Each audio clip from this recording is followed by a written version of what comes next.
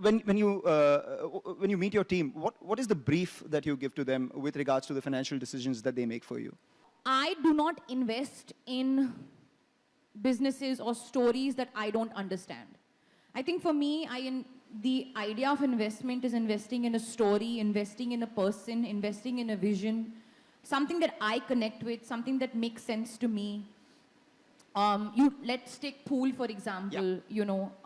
They're contributing to reducing waste in the country and also giving 100 women jobs on a daily basis. So I love that story.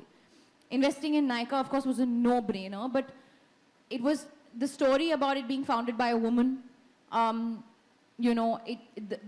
fact that India is now at that global platform doing what we do best, competing with the world at its best. So it's for me the story and the vision that I connect with, that I understand.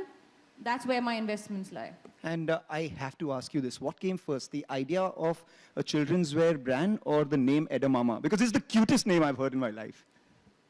So actually, the way Edamama happened was a byproduct of, actually, we were having a conversation of me starting out a clothing line of my own. Mm-hmm.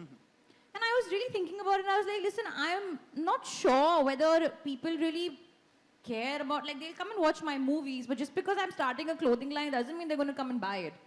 So I just asked the team to do a bit of research and said, okay, let's find the gap in the market. And turns out there was a genuine gap for a strong, homegrown Indian kids wear clothing brand. And then I was, okay, fine, why don't we explore that? Of course, I had no idea about how much of a gap it was, but when the process began of researching and developing and putting that together, it was an eye-opener. And then came the brand name Edamama, and it's an interesting story because my cat's name is Edward. Okay. And I was like, okay, I'm his mama, so Edamama. And at the end of the day, mothers are the ones that shop for their babies most of the time. Fathers do as well, I'm sure.